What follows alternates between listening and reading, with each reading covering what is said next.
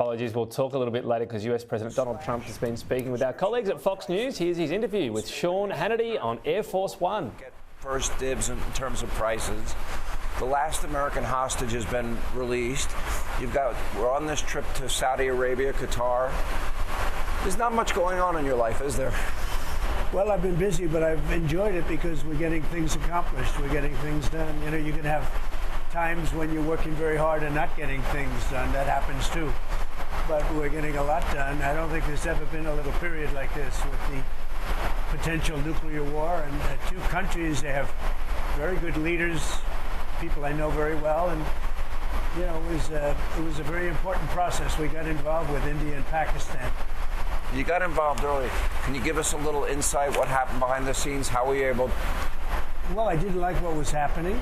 And you hear, you know, they're two very strongly nuclear countries, very, very powerful amount of nuclear too, serious stuff.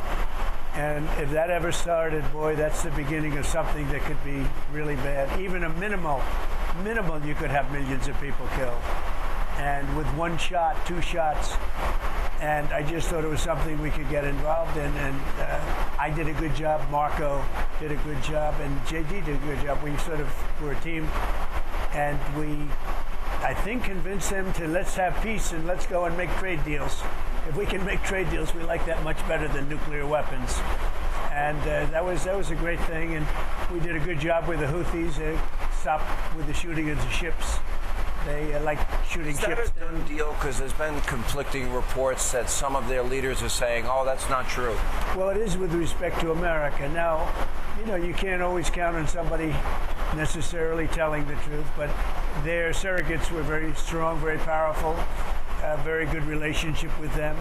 You know, they're tough fighters. They can take a lot of punishment, but with respect to America, they say it's true. But we'll see. You'll know. You'll be the first to know, won't you? I follow the news closely. I read everything. I think the biggest surprise from this weekend, it was a week ago Friday, where I saw that China announced, quote, if the president is serious, we will be willing to negotiate with him. And Scott Bessent, your Treasury Secretary, met with their representatives in Geneva on Saturday. On Monday, you're announcing a trade, well, actually on Sunday, you announced a deal with China. Yeah. How did that happen that quickly? Well, they met on Saturday and Sunday, and they had a deal pretty much from the beginning. It was the concept of a deal. And, you know, one of the things that, as you know, it's sort of a 90-day deal as we negotiate other aspects. But one of the things I think that could be most exciting for us and also for China is that we're trying to open up China. Because, as you know, many years ago, we opened up the USA. Now it's time for China to open up, and that's part of our deal. And we're going to open up China. To me, that's the most exciting part. But, yeah, we made a deal. The relationship is very good. I've always had a good relationship with President Xi. It was interrupted because of COVID, obviously. But outside of that, I've always had a great relationship, a lot of respect for him.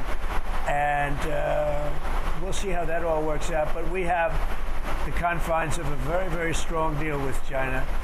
But the most exciting part of the deal, it was mentioned, but we don't talk about it yet. That's the opening up of China to U.S. business. And that would be like opening up a whole new world, and I think it would be even better for China.